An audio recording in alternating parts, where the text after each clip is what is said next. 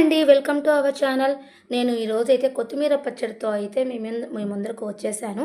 నేను కూడా ఫస్ట్ టైమే చేస్తున్నాను. నువ్వే ఫస్ట్ టైం చేస్తున్నావు, మాకేం చెప్తావా అని అనొద్దండి. చాలా బాగా కుదిరింది, చాలా టేస్టీగా కూడా ఉంది. ఇలా ఫ్రెష్గా కొత్తిమీర తీసుకొని ఇలా బాగా కడిగి కడిగేసుకొని బాగా 3-4 అవర్స్ ఫ్యాన్ కింద ఒక క్లాత్ పైన నీట్గా ఆరబెట్టేసుకోవాలి. తర్వాత ఇలా సపరేట్గా కొంచెంగా మగ్గబెట్టేసుకోండి. కొంచెం నూనె అయితే వేయాలి. ఆ తర్వాత ఇందులోకి మెంతులు, ఆవాలు, జీలకర్ర సపరేట్గా వేయించుకొని దోరగా పౌడర్ అయితే చేసి పెట్టేసుకోండి. చింతపండు కూడా కొంచెం సేపు నానబెట్టుకొని పెట్టుకోవాలి.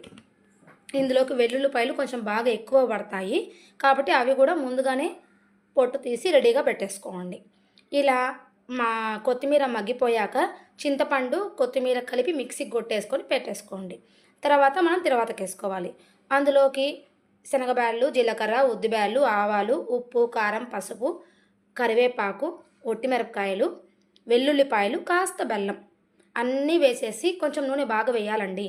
ఈ మిక్సీ పట్టుకున్న కొత్తిమీర పేస్ట్ కూడా అందులోకి వేసేసి పౌడర్ కూడా వేసేసి బాగా మగ్గబెట్టేసుకోవాలి. నూనె బాగా పైకి తేలేంత వరకు మంచిగా మగ్గబెట్టేసుకొని మంచి స్మెల్ కూడా వస్తుందండి. చూడండి, నూనె బాగా పైకి తేలింది. అంతవరకు బాగా మగ్గబెట్టుకుంటే మంచిగా నిల్వ ఉంటుంది మనకి. చాలా టేస్టీగా కూడా ఉంది.